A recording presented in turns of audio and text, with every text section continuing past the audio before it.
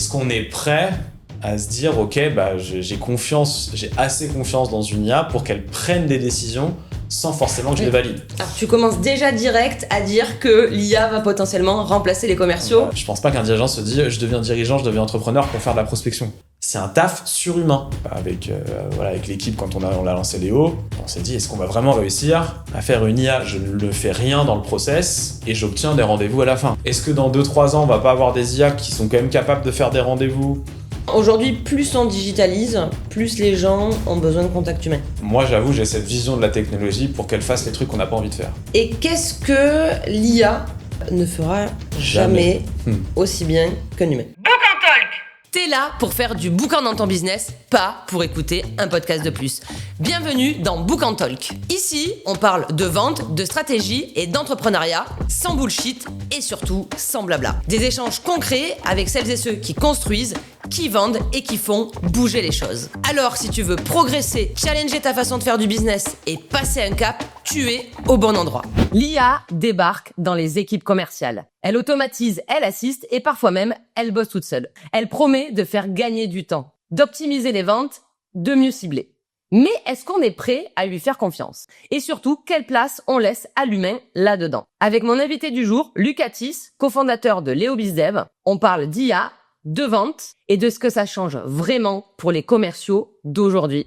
Lucas, t'es en plein dedans avec Léo BizDev. Tout à fait. Tu bosses chaque jour sur l'intégration de l'IA dans les équipes commerciales. On entend beaucoup de choses sur le sujet, mais du coup, entre fantasme et réalité, toi, tu dirais qu'on en est où concrètement dans cette transition? Moi, ça fait maintenant 1 an et demi vraiment que le projet Léo BizDev est lancé avec cette volonté de proposer, de développer une intelligence artificielle qui va être capable d'assister, et on le verra peut-être même de remplacer sur certaines parties en tout cas le rôle des commerciaux. Alors tu commences déjà direct à dire que l'IA va potentiellement remplacer les commerciaux. Je pense Dès le début, on pose le cadre, quoi. Ouais, après c'était un peu à mon avis des sujets qu'on va aborder là, mais moi je suis un ex-bizdev comme tu sais, donc quand je parle de ça, je suis très à l'aise parce que j'ai occupé le poste, je sais ce que c'est d'être un business développeur, je sais ce que c'est de faire de la prospection.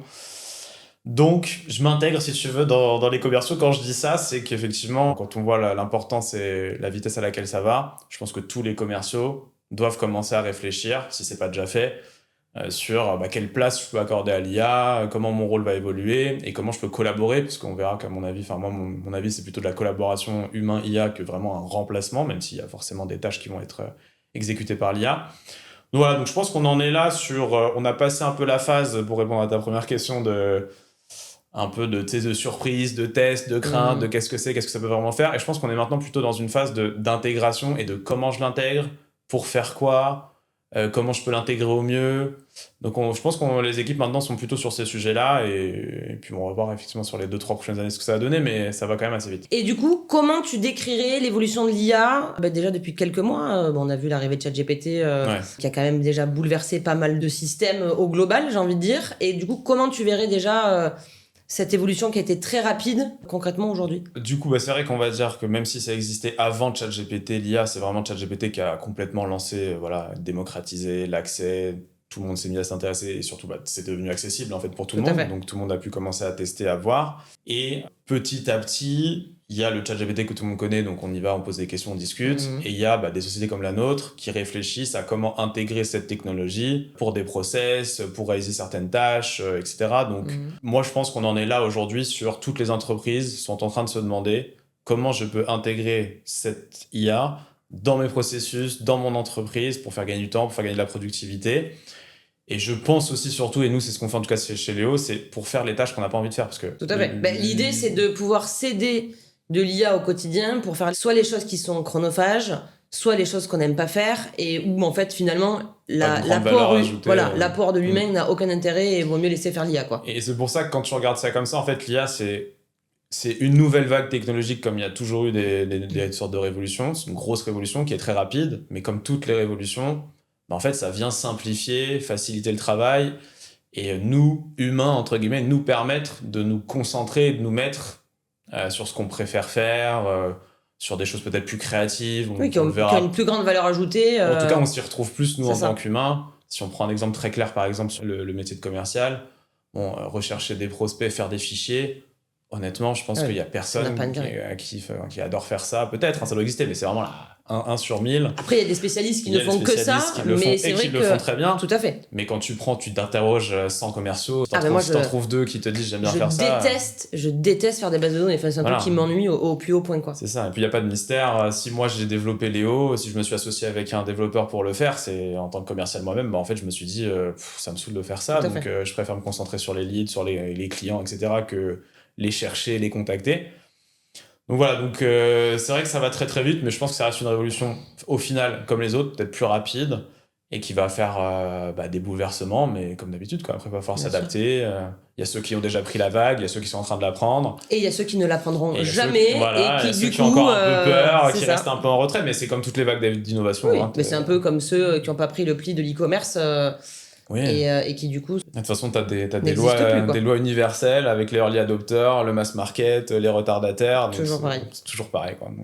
Aujourd'hui, il y a plusieurs termes qu'on entend. Est-ce que tu pourrais nous dire la différence entre une IA assistante et une IA autonome? Alors, c'est vrai que et je pense que ça va, pour continuer sur la question précédente, quand tu me disais on en est où un peu en termes d'évolution, là, on arrive gentiment aux IA autonomes. C'est-à-dire que jusqu'à présent, les chats GPT et tous les principaux modèles, on peut en citer plein, il y a du Perplexity, il y a du Claude, il y a du Gemini, enfin, le marché est en train de vraiment se structurer. Ça reste des IA où elles ont besoin de l'humain, entre guillemets, pour faire des choses. Te répondre, mais c'est toi qui donne ce qu'on appelle l'intention et l'input. C'est toi qui arrive et qui lui dit voilà, j'ai une requête, j'aimerais que tu fasses ça pour moi, et là tu l'actives, et après il y a cette technologie, cette puissance où elle va te répondre hyper rapidement, t'aider, etc. Mais le côté autonome, du coup, ça en serait plutôt sur des IA assistantes, c'est-à-dire qu'elle a besoin de l'humain, qu'on lui donne le contexte, le but, etc., et ensuite elle travaille. Et après, effectivement, il y a l'IA autonome qui est un autre niveau, où cette IA autonome, finalement, est capable de prendre des décisions sans l'input humain. Donc si on prend une comparaison et on donne un exemple très clair, si tu demandes à une IA « j'ai besoin de faire un mail à ce prospect-là », tu es dans une IA assistante. Tu dis à l'IA « il faut que tu me produises un mail sur ça, etc. » Et l'IA derrière va aller écrire le mail, mon prospect c'est ça, mon offre c'est ça, maintenant fais-moi un mail, c'est ça, les échanges c'est ça, etc. Okay. Quand tu es dans une IA autonome, l'IA est connectée à ton Gmail ou à ton Outlook, elle a vu potentiellement déjà le contexte qui existe, etc. Et elle peut reprendre la décision elle-même, par exemple, de relancer un prospect sans forcément te demander ton accord. D'accord. Donc, c'est pour donner un exemple concret et simple, et ces systèmes d'IA autonomes, moi je pense que c'est déjà le présent, et même le futur, mais déjà le présent. Il restera la question de est-ce qu'on a confiance, et je sais que c'est des sujets qu'on va aborder, mais est-ce qu'on est prêt à se dire ok, j'ai confiance, j'ai assez confiance dans une IA pour qu'elle prenne des décisions sans forcément que je les valide. Est-ce que demain une boîte sera prête à dire j'ai une IA autonome qui gère toute la partie avant-vente, toute la partie prospection de la création du fichier, des bases de données, du premier message, du deuxième message, des relances, etc., etc. Donc, ok, top. En tout cas, ça nous permet déjà de poser les bases, de différencier donc une IA assistante et une IA autonome. Et un autre exemple peut-être juste sur ça, sur les IA assistantes aussi, peut-être que les gens vont pouvoir bien se projeter. Par exemple, sur ChatGPT, il y a ce qu'on appelle les GPTs. Donc, à partir du moment où vous avez un abonnement sur ChatGPT, vous pouvez faire vos propres, justement, assistants. Donc, vous leur donnez un prompt pour exécuter une certaine tâche. Mais ça reste, encore une fois, vous devez les lancer. Il faut y aller à la mano. Il faut prendre du temps. Non seulement il faut créer le GPTs, il faut bien le prompter. Et derrière, après, il faut aller faire de l'input à chaque fois à l'IA pour lui dire... entre guillemets, le GPTs, il ne se réveille pas tout seul un jour pour réaliser une action. C'est toi qui dois te connecter et lui dire, mais là, il y a une nouvelle version avec ChatGPT là, qui permet du coup d'intégrer des outils, etc. C'est ça. Là, il y a une version autonome qui est en train de sortir justement sur ChatGPT. Ouais, de toute façon, on est en train de le voir. Hein. C'est le futur de l'IA, c'est la partie autonome. On a commencé avec les assistants. Et puis, on va voir comment ça avance, mais je pense qu'on va y arriver assez vite. Ouais. Si on revient du coup, si on se reconcentre un petit peu sur la partie commerciale pure et dure, quel type de tâches peuvent réellement être déléguées à l'IA aujourd'hui ? Dans quelle mesure on peut la cadrer correctement pour qu'elle respecte du coup une certaine DA, une certaine éthique, Enfin voilà, aujourd'hui je pense que ça peut être compliqué de se dire on va déléguer, donc comment on fait pour intégrer ça correctement ? Ouais, après je pense déjà dans les équipes commerciales, moi de ce que je vois, c'est vraiment on va dire ceux qui sont déjà les plus avancés ou les plus ouverts qui sont prêts à totalement déléguer certaines tâches à l'IA. Mais en gros, il y a des premières choses aujourd'hui quand même assez claires, assez simples. Par exemple, la création d'un fichier de prospection. À partir du moment où tu as bien expliqué à une IA quel est ton marché, quelles sont tes cibles, etc. Bien sûr qu'après, cette IA, tu l'as développée, tu l'as connectée à des bases de données, etc. pour qu'elle puisse faire le boulot. Mais si elle a bien compris ton business, qui sont tes clients, et qu'elle a accès à des bases de données pour rechercher, par exemple, des profils qui matchent, c'est clairement aujourd'hui quelque chose qui peut être en toute autonomie géré par une IA. La question reste, est-ce que, par exemple, toi, Pauline, tu serais prête à dire « Ok, j'ai donné mon contexte par rapport à mon activité, je cible ça, c'est ça mon business. » Et l'IA te cherche des prospects, elle te crée ton fichier. Est-ce que toi, t'as totalement confiance, t'as même pas besoin de vérifier, tu vois, le fichier qui a été créé et tu le passes tout de suite en prospection, ou est-ce que tu veux quand même repasser, entre guillemets, derrière l'IA pour dire, OK, je sais pas, tu m'as donné 100 profils, sur les 100, je t'en ai validé 90, mais il y en a 10 où je suis pas forcément d'accord. Donc, tu as une grosse partie, tu vois, qui peut être faite de manière totalement autonome, totalement automatisée. Et après, ça va dépendre aussi de nous, jusqu'où on a envie de laisser l'autonomie de l'IA. Okay. Voilà. Mais après, tu vois, genre sur la question du fichier, nous aujourd'hui, chez Boucan, quand on s'occupe de l'externalisation de la prospection pour nos clients, soit ils arrivent avec leur base de données, soit on constitue la base de données pour eux. Donc j'ai un data analyst qui est spécialisé dans la constitution de bases de données. Dans tous les cas, même quand c'est un humain qui va faire une base, oui. t'as toujours... Tu peux avoir des accords même avec un humain qui fait ta base. Tu peux dire, lui, en fait, il va falloir plutôt le sortir. Le client qui a oublié de te dire qu'en fait, il travaille avec telle boîte et donc du coup, il nous l'a pas dit, donc c'est dans le fichier où on a créé. Donc il y a ce sujet-là, déjà, où donc dans tous les cas, t'as quand même besoin d'un double check, même si c'est un humain qui le fait. Donc tu l'auras obligatoirement, pour répondre à ta question, même si c'est une IA qui me le fait, je vais quand même aller checker pour valider que ça a bien été fait, mais tout comme je le fais aujourd'hui avec un humain. Ouais, c'est ça. Après, moi, la question que je me pose, tu vois, genre si je veux une base de données de directeurs commerciaux, de boîtes de plus de 100 salariés ou de 50 millions de chiffre d'affaires, etc., c'est des choses qui, je pense, sont assez simples.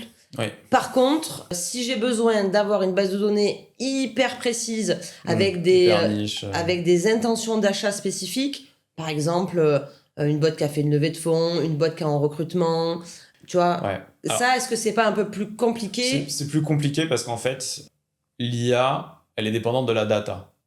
Donc, par exemple, si on reprend ton exemple des signaux d'affaires et des choses qui pourraient apporter un peu plus de valeur dans la constitution de ta base de prospection, une IA peut le faire si les signaux sont présents quelque part sur Internet. Tu vois, mais l'humain aussi. Oui, bien sûr. Bien sûr, l'humain aussi. Alors, attends, l'IA, en tout cas dans nos métiers commerciaux, elle va faire des choses que l'humain peut faire. Après, c'est toujours la même question. Nous, notre temps en tant qu'humain, est-ce qu'il vaut mieux qu'on fasse aller chercher des signaux d'affaires, etc. Ou imagine, tu as une IA qui te dit, tiens, Pauline, là, je viens de voir que telle boîte, ils ont fait telle levée, ils viennent de recruter X, etc. C'est le bon moment de les prospecter. Donc, c'est totalement dans les cordes d'une IA. Mais tu vois, la limite de ça, parce que moi, forcément, sur Léo et sur les clients qu'on a, il y a cette question des signaux d'affaires, parce que c'est sûr que c'est très pertinent quand tu as ce signal de pouvoir prospecter. Bien sûr. Parce que dans la prospection, ce qui est dur parfois, c'est de prospecter au bon moment. En fait, quand tu prospectes, c'est difficile de savoir est-ce qu'il y a un besoin en face. C'est toujours... Enfin, tu sais, moi, pourtant, on a fait en 5 ans, on en a passé des appels. Je crois on a plus de 450 000 appels au global. Mais ça nous est arrivé quand même plusieurs fois qu'on nous dise, tiens, pour le coup... Pourquoi pas, tiens, c'est le bon moment. C'était vraiment le sujet de la journée, quoi. Donc, voilà. Je t'avouerais que ça arrive pas tous les deux matins, mais ça arrive quand même. Donc, on arrive à arriver au bon moment, quoi. C'est ça. Et toi aussi, du coup, qui est dans la prospection, je pense que tu sais aussi. Moi, en tout cas, mon parti pris, c'est si t'attends et tu prospectes que des trucs avec signaux d'affaires, en fait, ça va être compliqué. Après, ça dépend de ton produit, ça dépend de ton service. Toutes les situations sont différentes, mais tu vois, de manière globale, je pense que la prospection, à un moment, c'est peut-être pas le bon moment. Effectivement, ils ont peut-être pas un besoin tout de suite, mais déjà, rien que le fait qu'ils te connaissent, qu'ils découvrent ta solution, tu sais, c'est un peu Inception, quoi. Ça rentre dans leur tête. Bien sûr. Ils ont peut-être pas le besoin maintenant, mais dans 6 mois, on sait pas. Donc moi, je pense que la prospection, c'est avant tout une activité régulière. Tu vois, moi, je suis pas trop dans il faut attendre. Non, moi, je pense que si une personne est dans ta cible, il faut que tu lui parles. Après, qu'elle ait pas besoin maintenant. C'est ça. C'est voilà. Tu vois, encore cet après-midi, j'ai quelqu'un sur LinkedIn que j'ai prospecté et en plus, grâce à Léo. Donc c'est même pas moi qui l'ai prospecté, c'est Léo qui l'a prospecté parce que bon, on l'a pas dit, mais pour la petite histoire, du coup, je suis depuis quelques mois associée de Léo BizDev Et je pense que je suis la pire utilisatrice parce que connaissant... ou la meilleure utilisatrice. La meilleure, mais connaissant du coup le sujet sur le bout des doigts de la partie prospection, je peux vous dire... Ça challenge Léo fort, c'est ça qu'on peut dire. Je peux vous assurer que les réunions du vendredi après-midi sont très animées et que je me bats un peu pour tous les commerciaux qui font de la prospection. Coup, on a beaucoup de chance de t'avoir dans l'équipe en tant qu'associé parce que on croit qu'on va rentrer dans la guerre des IA, parce que là, bon, les logiciels, on pense que c'est fini. Et qu'est-ce qui va faire à la fin le fait que les gens vont choisir Léo peut-être plutôt qu'une autre? C'est son intelligence. C'est ça. Et qu'est-ce qui fait qu'une IA est intelligente? C'est quand même les hommes qu'il y a derrière qui la développent. Exactement. Donc, quand on décide de faire une IA qui va faire de la prospection commerciale, c'est sûr que t'avoir dans l'équipe et que tu lui fasses les retours, les feedbacks qu'il faut pour que Léo s'améliore. C'est comme si on prend l'image, c'est comme si tu viens de recruter quelqu'un, forcément, l'IA en plus, elle apprend, etc. Et on évolue.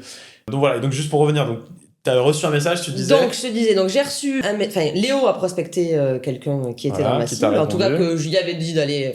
Moi en gros j'ai expliqué à Léo les personas que je voulais cibler, les ICP, et derrière donc il a envoyé un message et la personne m'a répondu « Merci pour votre message, j'ai pas de sujet à l'instant T, mais c'est quelque chose qui peut arriver. » Et donc du coup tu vois typiquement, moi derrière je me crée une tâche dans mon CRM et après on va aller le relancer. Mais tu vois, même sans Léo, tu vois, quand je peux faire de la prospection un peu à la mano, sur LinkedIn ou sur d'autres canaux, ce qui va fonctionner, c'est le fait de parler à des gens. En fait, bien sûr. On est sûr qu'il va jamais rien se passer si on prospecte pas. Ça, pour le coup, ça on peut le signer. Après, moi, il y a des personnes aujourd'hui qui me répondent alors qu'elles ont reçu un premier message de moi sur LinkedIn il y a 2 ans et demi. Ouais, bien sûr. Et qui me disent « Ah, pardon, j'ai oublié de vous répondre. » Non, t'as pas oublié de me répondre. C'est juste qu'en fait, t'avais pas de besoin à ce moment-là. C'est ça. Mais en fait, moi, je m'en fous. J'ai pas d'ego sur ça. Tant que tu viens à un moment donné parce que t'as un sujet... Mais c'est bien ce que tu dis parce que je pense qu'effectivement, dans la prospection, il y a beaucoup ce sujet d'ego. Et aller vers les gens, déjà, il faut que t'aies confiance dans ton offre. C'est ça. C'est déjà, parce que c'est plus quand tu sais que t'as un bon truc, c'est plus facile d'aller voir les gens, de leur dire ce qu'on a, c'est quand même intéressant, vous voulez pas regarder, etc. Donc déjà, c'est le premier sujet. Et après, il y a le truc personnel, comme tu dis, de la peur du rejet, quoi.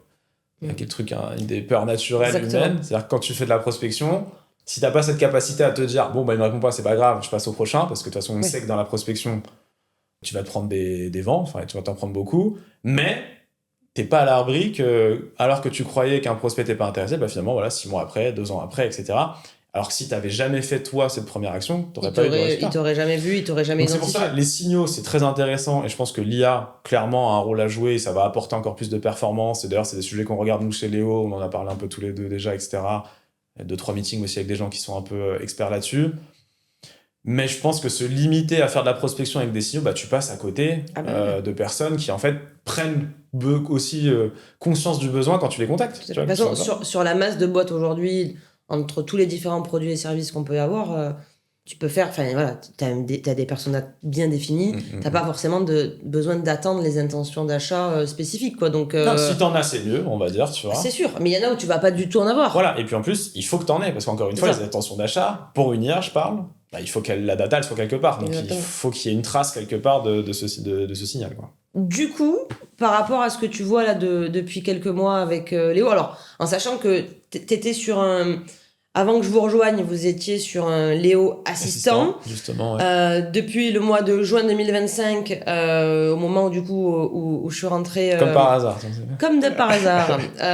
Où du coup, on s'est associés, on est passé sur un Léo autonome. Et est-ce que du coup, les commerciaux ou les dirigeants, parce qu'aujourd'hui, tu peux avoir soit des boîtes qui ont déjà des commerciaux, soit qui n'en ont pas. Est-ce qu'aujourd'hui, les équipes commerciales au sens large font confiance à une IA? Après 4 mois, je pense que j'en suis arrivé, j'ai les idées assez claires là-dessus. En gros, il y a 3 sujets. 3 sujets que les gens, quand je les contacte, quand je fais des rendez-vous avec eux, que je leur dis justement, on a une IA autonome. Déjà, il y a ceux qui y croient pas trop. Tu vois, qui disent... bullshit. Voilà, bullshit, c'est je sais pas qui derrière son ordi qui est en train de faire les actions, etc. Non, c'est une IA qui fait tout de manière autonome. Et donc, il y a 3 choses que les personnes aimeraient vérifier, tu vois, dans cette question de confiance. Il y a est-ce qu'elle est vraiment capable de me trouver des bons profils? Donc c'est la première un peu méfiance ou doute. Est-ce que vraiment ton IA, elle va vraiment comprendre mon activité, me trouver des profils pertinents? Parce que moi, il y a un truc marrant, tous mes prospects me disent « Non, mais nous, on est particuliers. » Et à chaque fois, je leur dis « Mais tout le monde est particulier, tout le monde me dit ça, tout le monde a une boîte particulière. » Mais toutes les boîtes ont besoin de prospecter et toutes les boîtes ont des marchés. Alors oui, il y a bien sûr, il y a des sociétés micro-niches où prospecter, mais on va dire, avec un certain volume. In fine, c'est à la marge, quoi. Voilà, c'est la marge. La grande majorité des sociétés, il y a un marché, il faut aller l'exploiter, il faut contacter. Donc, ça, c'est le premier truc. Est-ce que ton IA, elle est vraiment capable de sélectionner des bons prospects? Bon, bah ça, il faut les rassurer assez rapidement. Donc, on leur explique un peu notre méthode, comment ça marche, justement le matching par rapport au buyer persona. On est d'accord, on l'a pas précisé, mais on est d'accord que Léo se base sur les gens qui sont sur LinkedIn. Donc, effectivement, si tu as une cible qui n'est pas du tout sur LinkedIn, à ce moment-là, Léo peut pas fonctionner. Clairement, on est d'accord. Une des grosses bases de données aujourd'hui de la prospection B2B, c'est LinkedIn. Donc, pour ceux qui regardent la vidéo, si vos clients sont pas aujourd'hui sur LinkedIn ou sont pas dans le B2B, notre solution ne sera pas pertinente pour vous. Mais par contre, LinkedIn aujourd'hui, France, c'est 34 millions de profils, je crois, inscrits, 1 milliard de profils dans le monde, c'est la base de données la plus riche, la plus fiable, professionnelle, etc. Voilà. Et après, tu as aussi d'autres choses à côté de LinkedIn, mais c'est vrai que quand même LinkedIn, c'est quasiment monopole, la base de données aujourd'hui de prospection.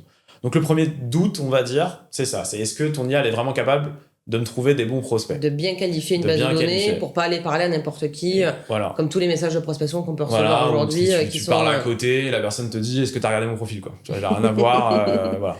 Donc ça, effectivement, c'est le premier truc qu'on a craqué, c'est-à-dire de trouver une solution pour que Léo fasse des bonnes recherches, mais qu'il ne s'arrête pas à la recherche, il va analyser tous les profils, et il va se poser la question profil par profil, est-ce que ça match avec ton activité, ton offre, et avec ton buyer persona. Et après, dans notre système aussi, on a fait que Léo te donne sa justification. Donc en gros, Léo vient t'expliquer pourquoi il a choisi un prospect. Ok, donc un peu comme si tu avais un humain qui te dit, lui je l'ai sélectionné parce que si, parce que sauf qu'un humain ne fera jamais un à un tous les prospects sur chaque prospect sélectionné. Okay. Exactement. Et juste pour la petite anecdote assez marrante, j'ai déjà eu des clients, je suis avec eux, tu vois, en meeting de suivi, et ils me disent, ouais, par exemple, Léo, sur ce profil-là, je leur dis, cliquez sur la fiche, on va voir la justification de Léo. Et là, du coup, Léo, il dit, j'ai choisi ce prospect parce que ta. Et après, à la fin, il me dit, bon, ok, pourquoi pas, on va le prospecter. Donc, tu as toujours ce côté-là, voilà. Donc ça, c'est le premier sujet. Est-ce qu'il va me trouver des bons prospects tout seul, etc.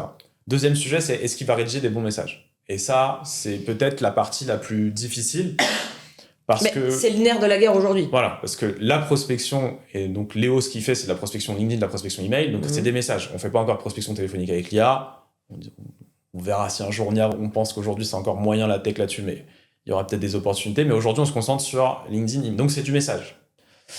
Et du coup, là, il y a un vrai challenge. C'est-à-dire qu'il faut que les messages soient vraiment quali, ne fassent pas IA et soit personnalisé. Soit personnalisé pour le prospect, mais aussi pour la personne qui écrit, elle se sent à l'aise. Tu vois, que ce soit ton ton, ton style. Tu vois, on a déjà parlé tous les deux sur toi. Quel est ton ton, quel est ton style quand tu prospectes. Léo, il a un peu son ton, son style au départ. Donc, il faut un peu lui expliquer, lui donner des instructions, etc. Donc ça, c'est le deuxième challenge. Donc ça, maintenant aussi, pareil, comme on a craqué le truc, c'est qu'en fait, on propose maintenant une fonctionnalité où tu peux générer des messages tests à partir de tes instructions pour voir le résultat avant qu'il commence à prospecter, ce qui te permet d'avoir confiance un peu sur le style, le ton, le degré de personnalisation, etc. Voilà. Donc ça, c'est les deux premières choses. Et la troisième chose, c'est est-ce qu'il va me ramener des leads ? Parce qu'à la fin, c'est ça le but. C'est l'objectif. Et est-ce que du coup, Léo ramène des leads aujourd'hui ? Voilà, et c'était, tu vois, le challenge était assez dingue parce que avec l'équipe, quand on l'a lancé Léo, on s'est dit, est-ce qu'on va vraiment réussir à faire une IA ? Je ne fais rien dans le process et j'obtiens des rendez-vous à la fin. La réponse est oui, tu le sais. C'est oui chez nous, c'est oui chez des clients. Donc, on a aussi craqué le truc. Alors après, bien sûr, ça fait 4 mois. C'est perfectible, mais tout est perfectible, mais on a maintenant un bon niveau, et honnêtement, si on compare les performances de notre IA avec un commercial, même un bon commercial, en fait, à un moment, Léo, il est capable de trouver 400 profils par mois, de les enrichir, de trouver les coordonnées, de contacter, de relancer. Ça, un humain qui ferait ça, il passerait sa journée, sa vie à faire ça, et pour le résultat, est-ce qu'il serait vraiment supérieur à ce qu'est capable de faire aujourd'hui Léo en termes de résultats ? Moi, je pense qu'on est aujourd'hui à un niveau au moins équivalent que ce peut faire même un bon commercial. Et maintenant, notre but, bien sûr, c'est de faire quelque chose qui est même excellentissime. Et voilà. De toute façon, le problème aujourd'hui des commerciaux, et moi je le vois toutes les semaines quand je vais dans des boîtes différentes, et peu importe le secteur, c'est qu'en fait, comme tu prends un temps fou à faire des bases de données, ça pareil, moi les boîtes qui laissent les sales faire les bases de données alors que c'est pas le métier pour moi du commercial, tu vois, pour plus la partie marketing ou plus le growth qui va constituer les bases de données. Ça, mais si le sales il doit faire la base de données, donc ça veut dire qu'il faut qu'il soit à l'aise avec les outils, qu'il clean, qu'il enrichisse, etc. Ça t'oblige aussi à avoir plein d'outils. finalement, à quel moment tu prospectes, en fait. Tu vois, c'est vraiment à quel moment tu vas prendre ton téléphone ou à quel moment tu vas faire des messages personnalisés. Parce qu'en fait, on parle de plus en plus de personnalisation. En fait, tu vois, on en a ras-le-bol de recevoir des messages, que ce soit par LinkedIn, par mail ou autre, où tu as juste le prénom, mais en fait, en 2025, à l'aube de 2026, le prénom, c'est pas une variable de personnalisation, quoi. Donc... après, le truc là-dessus, sur, on va dire, le degré de personnalisation, c'est que quand tu as un commercial, le problème, c'est que déjà, écrire, encore une fois, moi je suis un ex-commercial, allez, tu t'appliques sur les 2-3 premiers prospects, et en fait, au bout d'un moment, ça te saoule de rechercher toutes les infos sur le prospect, de réfléchir à ton accroche, de réfléchir à quel argument tu vas mettre en avant pour essayer de l'accrocher, et puis tu dois faire ça pour un message, mais en fait, tu le sais, la prospection, c'est quoi ? C'est des relances, donc il faut que tu fasses ça en fait 4-5 fois, sans oublier les bonnes relances au bon moment pour les prospects, etc. Donc en fait, si on vraiment on fait un focus sur la prospection, moi je dis maintenant, j'en suis bien à l'ère de l'IA, j'en suis persuadé, c'est un taf surhumain de faire une bonne prospection, comme tu l'as dit, bien ciblée, bien qualifiée, bien personnalisée, avec un minimum de rythme, parce qu'il ne faut pas se leurrer, c'est quand même le rythme et le volume, un minimum qui te permet d'avoir des résultats. En fait, un humain, c'est impossible. Ou sinon, tu passes clairement ton temps à faire ça, et personne n'aime faire ça. Enfin, je veux dire, chercher des bases, chercher les infos, rédiger tous les messages un par un. Non, mais c'est un truc. C'est pour ça d'ailleurs que dans plein de boîtes, les commerciaux ne prospectent pas et attendent que ça tombe du ciel. Et puis surtout, les commerciaux attendent le lead qui est déjà prêt à signer. Bien sûr. Comme ça, ils ont rien à faire et c'est plus facile, quoi. C'est ça. Mais ça, pareil, c'est après, tu vois, voilà, et dans les discussions, du coup, un peu de où est-ce que l'IA se positionne, où est-ce que l'humain se positionne, etc. Moi, j'ai un avis assez tranché là-dessus. Je pense que l'IA doit s'occuper justement de ces tâches chronophages, répétitives, qui nous ennuient, etc. Donc, faire ta base de prospection, faire les prises de contact, faire les relances, on va dire initier les conversations, les échanges et te faire connaître auprès de tes prospects. Et après, il y a deux choses qui se passent. Tu génères des leads, du coup, tu les traites. Et là, les commerciaux aiment bien faire ça. Je pense que tous les commerciaux, ce qu'on veut, c'est des leads pour pouvoir les closer. Et ça reste de la prospection, donc pour donner un chiffre, aujourd'hui en moyenne chez nos clients, c'est une 15aine de leads générés par mois avec Léo, sans qu'ils ne fassent rien, qui est quand même le challenge. Vous ne faites rien, et il y a 15 leads qui sont générés en moyenne par mois. Mais il y a la question, et c'est aussi pour ça qu'on est associé, de toutes les personnes qui ne te répondent pas tout de suite. Parce que là, ça reste de la prospection. Il y a des gens qui disent ça m'intéresse, il y a des gens qui disent ça m'intéresse pas, t'arrêtes. Mais il y a plein de gens qui te répondent pas. Bien sûr. Et ces gens-là, la next step après l'IA, c'est par exemple de les appeler. Et c'est même, on avait testé d'ailleurs ensemble il y a un peu plus d'1 an cette stratégie-là. C'est sûr que quand tu appelles quelqu'un que tu as déjà connecté sur LinkedIn, qui a déjà vu tes messages, qui a vu que tu t'étais intéressé à lui, etc. On avait vu les taux de prise de rendez-vous, c'était incroyable. Dingue, ouais.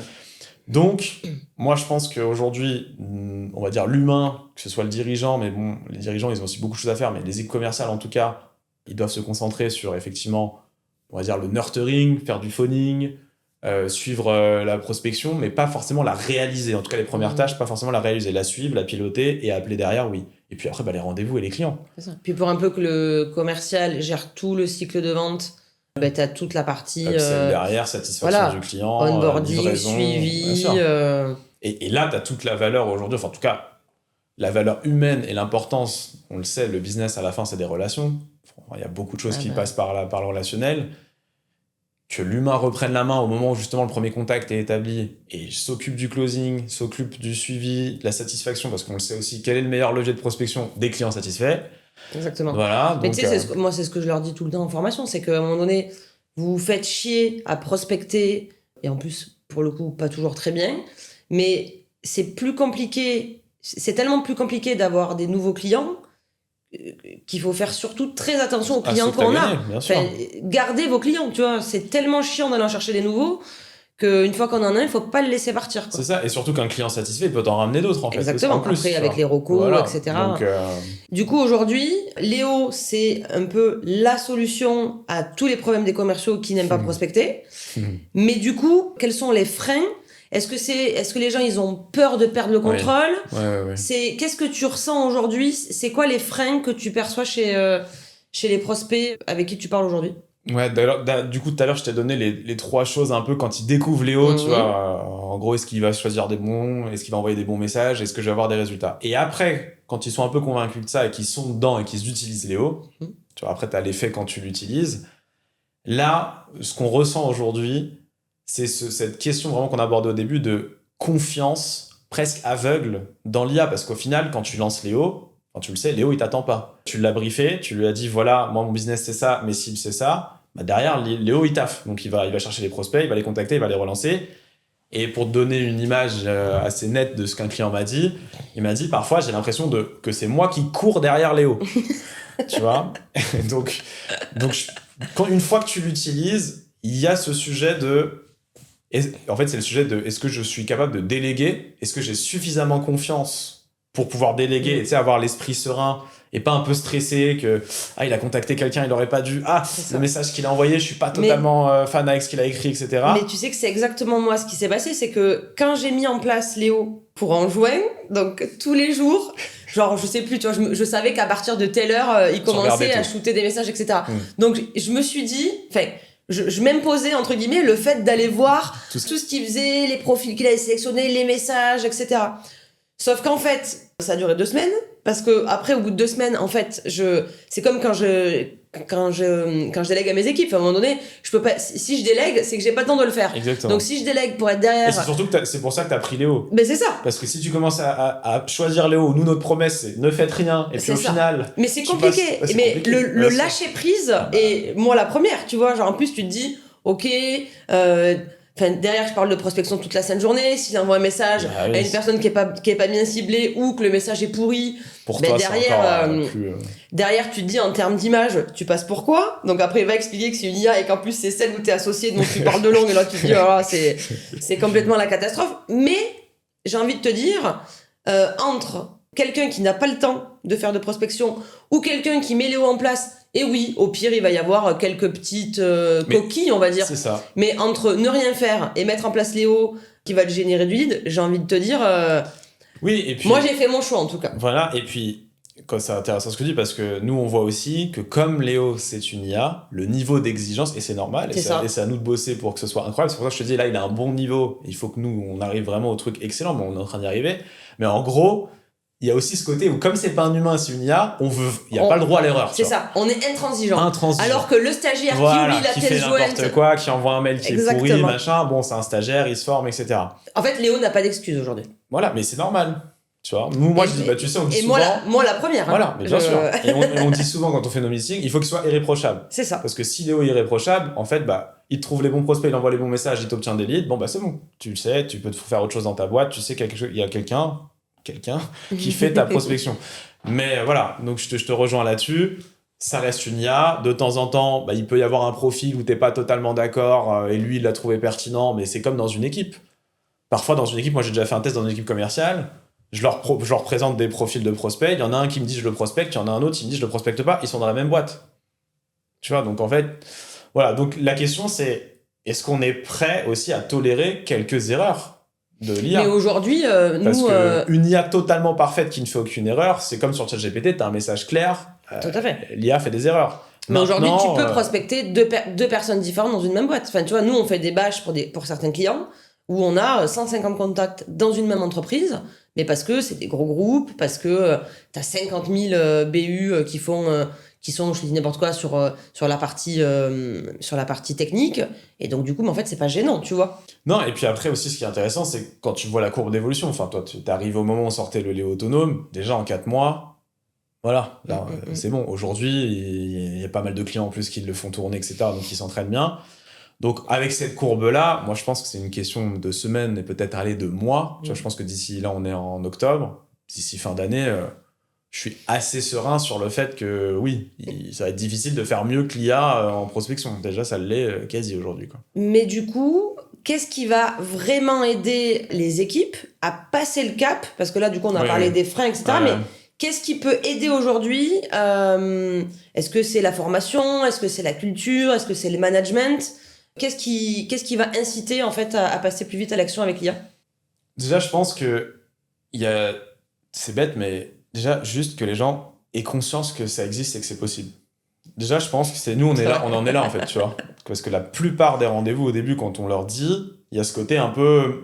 Je doute. Une IA qui prospecte de A à Z à ma place, voilà. Surtout qu'ils ont l'habitude, certains connaissent des outils qui permettent en fait tu fais tes listes, voilà, tu fais de tes faire séquences. les listes, de faire les messages, de les envoyer, etc., où ils ont toujours en fait une action à faire. C'est ça. Bah, tu vois, par exemple, si on reprend l'exemple tout à l'heure, en fait, le logiciel, ça vient plutôt t'assister, c'est automatisé, mais c'est pas autonome. C'est ça. C'est à toi de mettre les listes, c'est à toi de faire les messages, c'est à toi de faire les séquences, c'est à toi de suivre ce qui se passe, etc. Voilà, donc, qu'est-ce qui peut faire en sorte que les personnes adoptent, on va dire, plus rapidement ? Je pense qu'il y a un premier truc, il faut la prise de conscience. Donc ça, c'est à nous de faire un bon boulot marketing, comme rassurer, montrer des cas, parler des résultats, des succès, etc.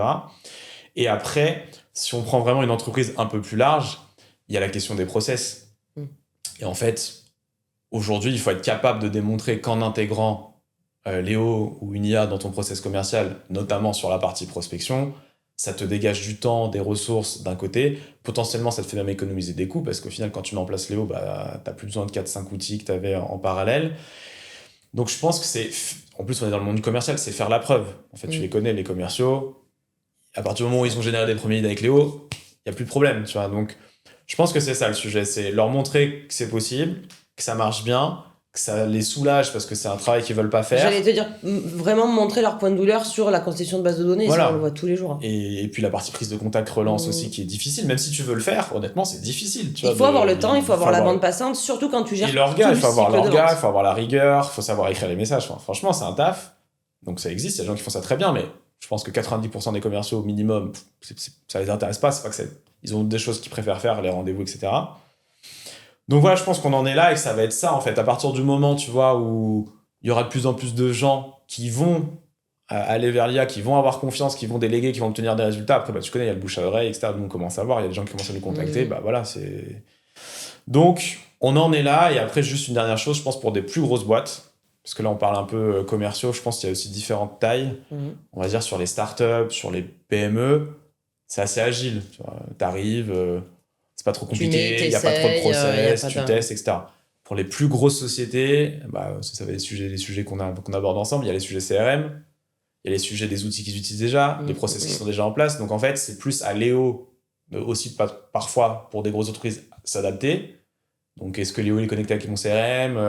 Est-ce que je suis sûr que Léo il recontacte pas des prospects qu'il y a déjà dans mon CRM ? Enfin, tu vois, des trucs comme ça.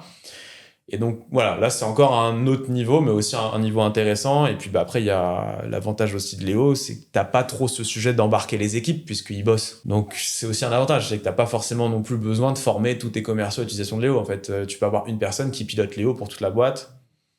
Et il bosse de son côté, quoi. Donc, voilà. Et qu'est-ce que l'IA ne fera jamais aussi bien qu'un humain ? En tout cas, sur la partie commerciale. Ne fera jamais, c'est toujours jamais, parce qu'avec la vitesse à laquelle ça va, je pense que les commerciaux, si on est commercial et si on est un bon commercial, on est avant tout, je pense, quelqu'un de très bon dans les relations humaines. C'est la confiance. Voilà, je pense que les meilleurs commerciaux, c'est des gens, tu as confiance en eux en 2 secondes, ils arrivent à te convaincre, etc. Je pense qu'entre humains, on aura toujours plus confiance pour closer des deals ou à être avec un autre humain en face. Déjà, je trouve ça froid. Tu vois, un jour de me dire, je suis en train de négocier avec une IA en face de moi, à moins que moi aussi j'ai mon IA qui protège et peut-être qu'on va arriver dans un monde où il y a une IA qui vend et une IA qui achète et puis les deals vont se faire même, on aura juste à signer derrière la proposition.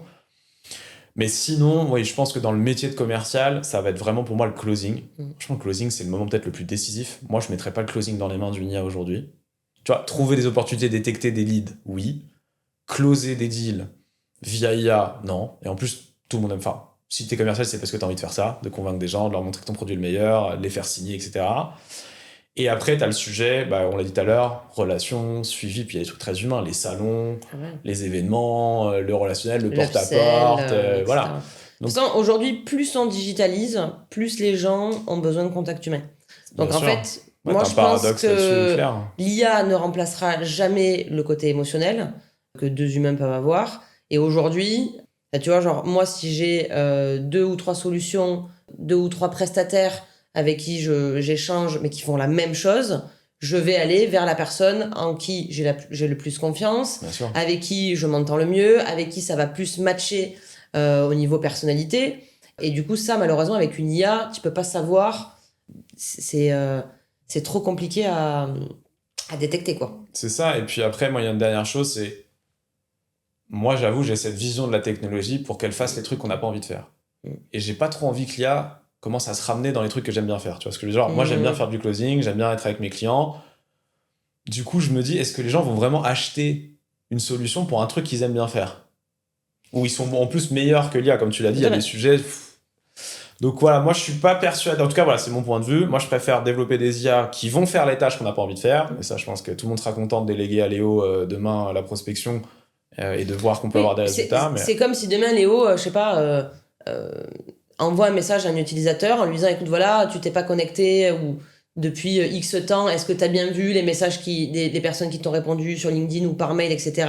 Donc tu vois, un petit message de Léo qui permettrait de dire coucou, c'est automatisé, mais en fait on s'en fout parce que je suis là. Mais par contre derrière tu peux avoir un humain, tu vois, genre tu pourrais rappeler les gens en disant ben voilà, est-ce que vous avez des questions, est-ce qu'il y a des problématiques, et du coup c'est après l'humain va venir répondre à un autre humain.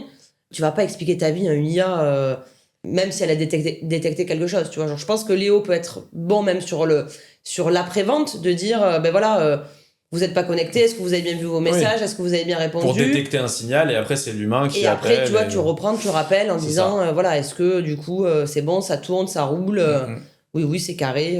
Après c'est vrai que Léo aujourd'hui on se concentre vraiment sur l'avant-vente, donc prospection, détection de lead et en gros prospection. L'après-vente, c'est encore tout un autre... Alors, c'est totalement différent. Voilà. Là, je te parle vraiment de l'après-vente dans Léo. l'IA, ouais, voilà. Ah, l'après-vente dans Léo. L'après-vente dans Léo, tu vois, de dire, ben voilà, tu t'es pas connecté, est-ce que tu réponds bien à tes messages LinkedIn, est-ce que tu réponds bien à tes mails, on sait jamais, mais tu vois. Que t'es un Léo en mode, il prospecte pour toi et il te dit toutes les semaines, est-ce que t'as vu, lui, il a répondu, est-ce que tu sais que t'es un peu ce côté relationnel que tu peux avoir avec tes collègues, ouais. Parce que... En gros, l'idée, c'est que Léo fasse des passes décisives pour que derrière, l'humain aille gérer un autre humain en face, quoi. Et en tout cas, c'est totalement notre vision. Moi, c'est ce que j'ai envie. Et comme par hasard, le produit ressemble à ce que j'ai envie. Et je pense que je suis un bon représentant de commerciaux ou de dirigeants, parce que quand t'es dirigeant de ta boîte, t'es le premier commercial de ta boîte. Exactement. Donc, ce que t'as envie quand t'es commercial ou t'es dirigeant, c'est de pas passer ta journée à prospecter, parce que c'est quelque chose qui est difficile, qui est chronophage, on l'a dit, la peur du rejet, machin, enfin même psychologiquement, etc. Toi, ce que tu as envie de faire, en fait, c'est de développer ta boîte. Donc, en fait, ça veut dire quoi ? Développer tes offres, chouchouter tes clients, qu'ils soient contents, et voilà, et faire du business, quoi. Et puis que tu sois indépendant, que tu puisses construire quelque chose, si tu as envie de construire une grosse boîte, peu importe, mais chacun ses objectifs. Mais je veux dire, quand tu es dirigeant, je pense pas qu'un dirigeant se dit je deviens dirigeant, je deviens entrepreneur pour faire de la prospection. Tu deviens entrepreneur. Même les commerciaux, ils disent pas ça. Ouais, même les commerciaux. Mais oui, parce qu'un commerciaux, ce qui l'intéresse, c'est closer des deals, c'est. Voilà. Il y a un aspect prospection, bien sûr. Donc voilà, t'as un peu ma vision. Après. Qu'est-ce qui va vraiment se passer ? Est-ce que dans 2-3 ans, on va pas avoir des IA qui sont quand même capables de faire des rendez-vous ?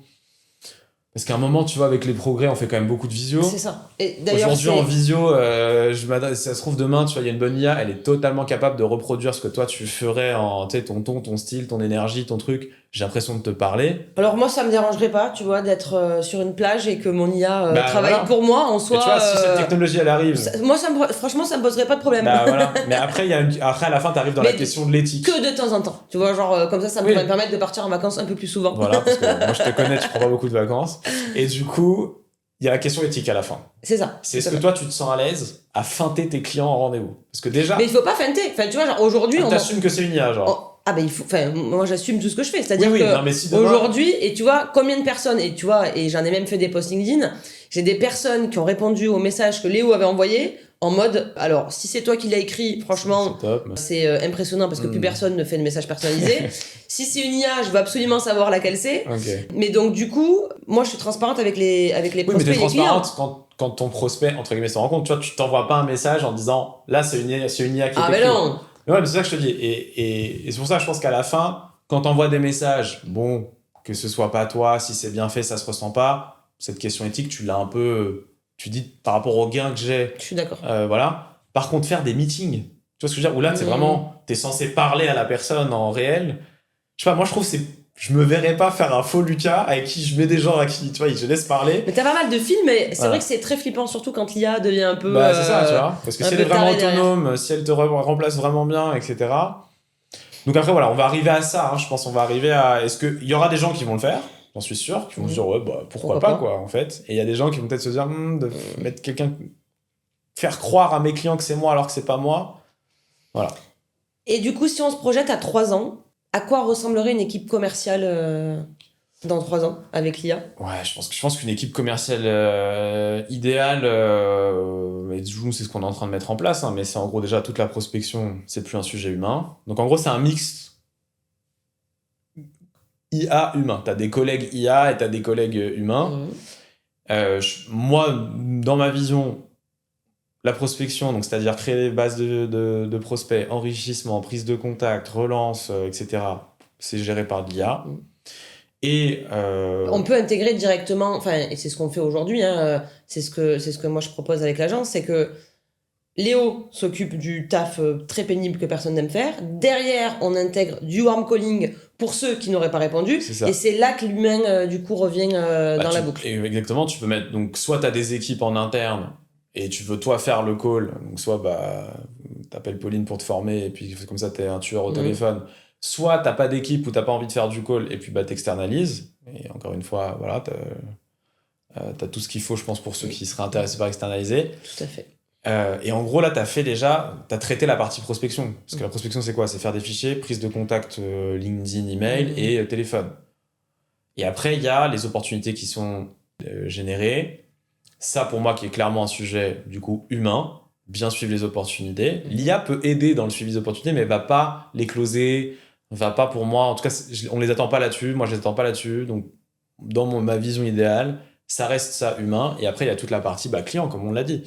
Et qu'en fait, le rôle des commerciaux, on voit que le CSM prend beaucoup de place et beaucoup d'importance aujourd'hui dans les entreprises, donc c'est aussi, ok, maintenant qu'on a gagné des clients, comment peut-être le temps que mes commerciaux avaient avant dans la prospection, peut-être en avant-vente, peut-être qu'ils vont l'avoir maintenant en après-vente. Et peut-être avec des objectifs d'upsell, avec des objectifs de recommandation, d'ambassadeurs et des choses comme ça. Mais tu sais que je me rends compte de plus en plus dans les boîtes où je vais, c'est que la partie après-vente est quand même très mal gérée. Parce qu'en fait, il y a un manque de temps. Parce qu'en fait, c'est plus la course à la prospection que la course à l'après-vente. On essaie de gagner des nouveaux clients et parfois on oublie qu'on a déjà des clients et qu'en fait, en chouchoutant tes clients qui sont là, c'est peut-être le plus important, etc. Donc ouais, je te rejoins. Et peut-être que ça va permettre ça. Qui n'ont même pas le temps de faire de l'upsell. Ouais, bien sûr. Donc, tu sais, nous, on prend notre exemple. Pour trouver du temps pour appeler tes clients dans un objectif d'upsell, tu vois, de suivi de clients parce que tu lances un produit, ok, mais de savoir, est-ce que vous nous recommandez, est-ce que vous pouvez nous faire un témoignage, est-ce que vous avez des contacts, c'est un truc, c'est bête, mais si tu fais ça avec tous tes clients, c'est sûr que tu as de nouvelles opportunités, tu vois. Ouais. Mais par contre, il faut du temps, et donc du coup, si tu dois gérer ta prospection en amont, c'est très compliqué, quoi. Et après, tu as ton manager au-dessus de toi qui te dit, t'as fait ta pros, donc toi, tu es obligé de dire, voilà. Donc je pense que ça va être ça, je pense, en tout cas, l'idéal, et ça va aussi amener une sorte, pas de paix, mais il y a un autre problème aussi que je vois dans beaucoup d'équipes, je pense que tu le sais aussi, c'est en fait les managers qui sont fatigués de mettre des coups de pression à leur équipe pour leur demander de prospecter. Tu sais, ils leur donnent tout, les Sales Navigator, les outils, les fichiers. C'est quand même à la marge, les boîtes où les managers donnent tous les bons outils aux commerciaux pour prospecter quand même. Il y a plein de boîtes qui donnent même pas d'outils, on est d'accord. Voilà. On est d'accord. Mais moi, j'ai déjà vu, tu vois, des boîtes qui justement, les managers disent, on fait l'effort. On a tout mis, on paye des Sales Navigator, on paye des licences de et en fait, on se rend compte à la fin, ils envoient pas 4 mails dans la semaine, j'exagère, tu vois. Mais, voilà. Et en fait, c'est parce que on n'a plus envie de faire ça, en fait.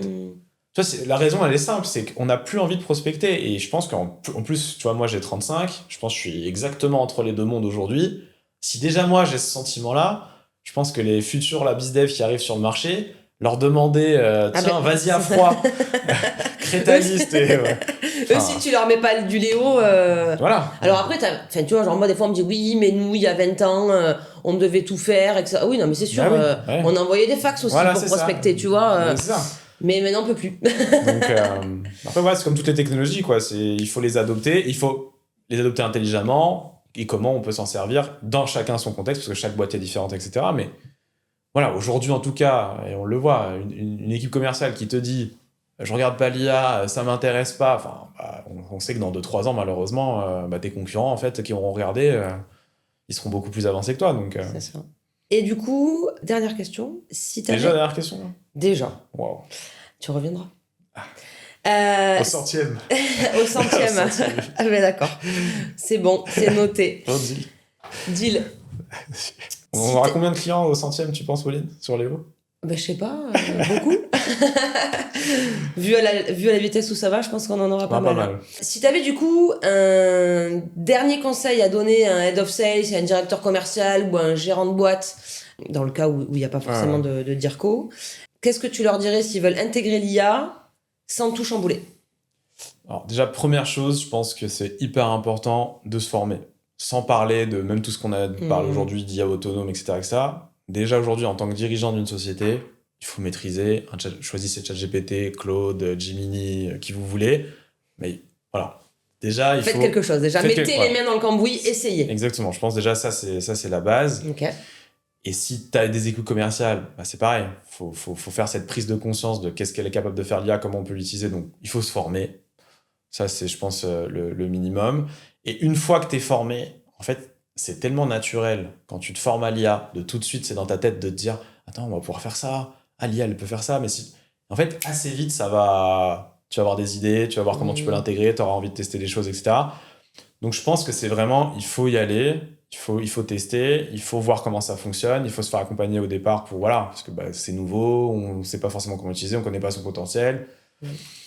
Donc moi, je dirais que c'est avant tout ça, parce qu'après, dans la relation avec l'IA, ça va assez vite. Quand tu commences à l'utiliser, tu vois, ça commence à t'ouvrir des idées, Mais c'est surtout que d'ailleurs, tu peux plus t'en passer. Enfin, aujourd'hui, il n'y a pas, franchement, il n'y a pas une journée où je n'utilise pas ChatGPT, par exemple, tu vois. Bien sûr. Et que ce soit dans mon quotidien business ou même dans mon quotidien perso, tu vois. Enfin, à un moment donné... Mais là, ils ont sorti des études où ils te montrent qu'en gros, notre génération, enfin moi, en tout cas ma génération, donc autour de gens qui ont autour de 35 ans, en fait, ChatGPT, maintenant, c'est ton coach de vie et c'est ton coach pro, tu vois. Enfin, il t'aide sur tout, quasiment, tu lui demandes tout le temps tout, enfin... C'est ça, avant tu disais demande à Google, maintenant c'est demande à l'IA, quoi. Voilà. Moi je viens d'avoir un bébé, le moindre truc, je suis en train de demander à ChatGPT, genre c'est scandaleux, tu vois. Parfois je prends un peu de recul, je dis c'est ChatGPT qui m'explique. Tu es un pédiatre spécialisé dans les nourrissons. Je fais un petit prompt, tu vois, je me suis fait un petit prompt. Non mais c'est vrai que voilà, ça je pense c'est la base. Et après, pour moi c'est assez naturel. Quand tu commences à l'intégrer, si t'es bien accompagné, si t'as un bon formateur, en fait ça va hyper vite de te dire ah mais ça elle peut le faire, ça elle peut le faire. Et tu vois, moi quand je fais des formations, c'est tout de suite, je vois les gens, ils me posent des questions en fait. Ils me disent, mais ça, je peux le faire. Et après, moi, j'aime bien leur dire, demande à ChatGPT. Parce qu'en fait, c'est ça qui est incroyable aussi avec l'IA. C'est il suffit de lui demander si elle peut le faire. En fait, elle va te dire oui ou non, tu vois. Voilà. Et si elle te dit non, elle t'explique comment tu pourrais le faire en dehors de l'IA. Ou, voilà. Donc non, je pense que c'est le principe de base. Et je vois encore trop, enfin voilà, je fais des formations. Ça fait maintenant 3 ans quasiment que ChatGPT, etc. c'est sorti. Et j'ai encore des personnes, mais voilà, c'est pas du jugement que je fais, c'est juste, là, attention, on n'est plus dans le moment où ça vient d'arriver, etc. Là, il faut, ceux qui sont pas encore trop dessus, etc., ne serait-ce que pour la partie pro, parce qu'après, pour la partie vie privée, c'est ta vie privée, tu fais ce que tu veux, mais sur ta partie pro, le gain de temps, le gain de productivité, machin, c'est évident, tu vois, dès que tu commences à toucher, tu vois, donc... Il faut y aller, voilà. Et après, naturellement, il y a des projets qui naissent, il y a des idées qui naissent, et puis voilà, il y a des sociétés comme la nôtre qui développent des solutions. Il y a des prestataires experts maintenant aussi qui t'accompagnent, qui te forment pour les intégrer. Donc, il y a tout ce qu'il faut. En tout cas, aujourd'hui, l'écosystème est quand même maintenant en place. Voilà, après, choisissez les bons prestats. Parce que moi, j'aime beaucoup dire, je connais rien en bagnole. Quand je vais dans un garagiste, il peut me dire, ça coûte je sais pas combien, j'en sais rien. Voilà, c'est ça qui est peut-être difficile quand tu connais pas, c'est faire confiance aux personnes qui t'accompagnent, mais si tu trouves les bonnes personnes, y a des gains de productivité incroyables à aller chercher, donc voilà, je vous encourage tous à regarder si c'est pas déjà le cas, et après si c'est déjà le cas, c'est les next steps, c'est l'autre côté autonome. Si vous êtes déjà un peu avec beaucoup d'IA qui vous assistent, vous êtes déjà en train de vous poser la question, je sais, est-ce qu'elle pourrait pas du coup le faire sans que je lui demande? Je sais pas, tu t'es peut-être déjà demandé ça, mais... Est-ce qu'elle pourrait pas le faire sans que j'ai besoin de lui demander? C'est ça l'IA autonome en fait. Donc, moi je m'en fous parce que maintenant j'ai Léo. Donc, déjà sur la partie constitution de base de données, enrichissement, parce qu'effectivement on l'a pas précisé, mais il y a un outil d'enrichissement. D'ailleurs on fait un petit coucou à nos copains de Full & Rich qui est intégré directement dans Léo. En tout cas, ce que moi je vais retenir aujourd'hui de cet épisode, c'est que l'IA ne va pas remplacer les commerciaux, rassurez-vous. Par contre, l'IA va les aider sur toutes les tâches chronophages et surtout les choses que vous n'aimez pas faire. Je pense qu'il y aura d'autres épisodes autour de l'IA parce que là, on a parlé d'une manière de fonctionner aujourd'hui, mais il y a plein d'autres outils qui permettent d'être complémentaires et que on peut utiliser aussi dans notre quotidien.